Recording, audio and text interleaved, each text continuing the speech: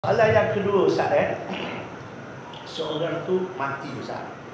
Ada mati, lepas tu ada orang kata Ustaz, kalau kita cium dahi arwah ni ataupun menangis depan arwah tu, ada orang marah. Betul ke tak Ustaz? Tak boleh cium mayat? Boleh cium mayat, tak boleh menangis depan mayat. Betul ke tak? Tak boleh menangis? Baik. Dua hukum pula dia tanya ni. Satu, apa hukum cium mayat? Yang kedua, apa hukum menangis dekat mayat? Okey. Kita ulang kaji pelajaran, yang sebenarnya kita tunggu malam ni ceramah perdana insya-Allah. 5 orang penceramah pakat penuh padang malam ni insya-Allah 30,000. Jadi sementara petang ni kita buat-buat dulu santai-santai. Hukum cium mayat ini haram. Kalau mayat tu bini orang lah. Nampak tak? Bini orang mati pergi cium jeng.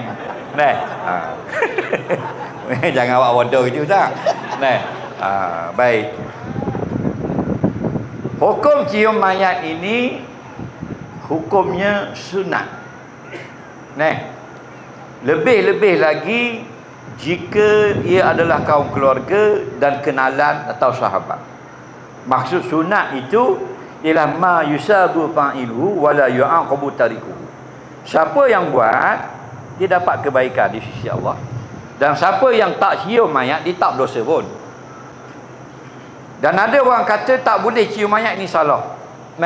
Kerana datang nas Nabi SAW dan sahabat cium jenazah. Maksudnya sebelum ditanam. Biasanya sebelum selesai dikapankan, sebelum tutup muka, di situ sunat kita mencium mayat. Antaranya yang Nabi pernah cium ialah sahabat yang wafat, Uthman bin Maz'un radhiyallahu anhu. Nabi ni sayang sungguh pada Uthman bin Maz'un radhiyallahu anhu. Hadis ini diceritakan oleh beberapa orang. Salah seorangnya Aisyah radhiyallahu anha. Kata Aisyah, ra'aitu Rasulullah SAW yukabbilu Uthman bin Maz'un wa huwa mayyit. Aku pernah tengok dahulu Rasulullah SAW mencium sahabat yang bernama Uthman bin Maz'un radhiyallahu an ketika beliau wafat. Hatta ra'aitu dumu'a tasilu, sehingga aku nampak air mata mengalir daripada mata Nabi. Maknanya dua sudah terjawab pada soalan tadi, iaitu menangis itu harus, dan mencium itu pun tidak ada larangan. Bahkan Nabi yukabbilu. Nabi yukabbilu makna Nabi mencium. Uthmana dibaca nun tu dengan huruf fathah, maknanya Uthman itu yang kena cium. Yang tukang ciumnya Rasulullah. Jadi dalam kitab-kitab fiqh pun ambillah sebagai istilah dalil sunat kita mencium. Yang harus kita cium ketika hidup iaitulah pada dahinya atau pada pipi. Dan pada satu riwayat Nabi mencium pada dahinya. Jadi hukumnya boleh. Apabila kita boleh menciumnya ketika hidup. Kalau kita diharamkan mencium ketika hidup, tak boleh. Nampak? Lepas tu kalau nak cium anak dara orang ni ada syarat dia. Kalau kita tak mau kahwin lah, boleh Ustaz. Kita nak cium anak dara orang, apa syarat dia? Kalau kita tak mau nikah dia, syaratnya masih kecil. Nampak? Dia tak dukung budak 2 tahun. Dia nak bawa anak puan, comel anak puan, dia pun cium pipi. Hukumnya harus. Jangan tekan tanang.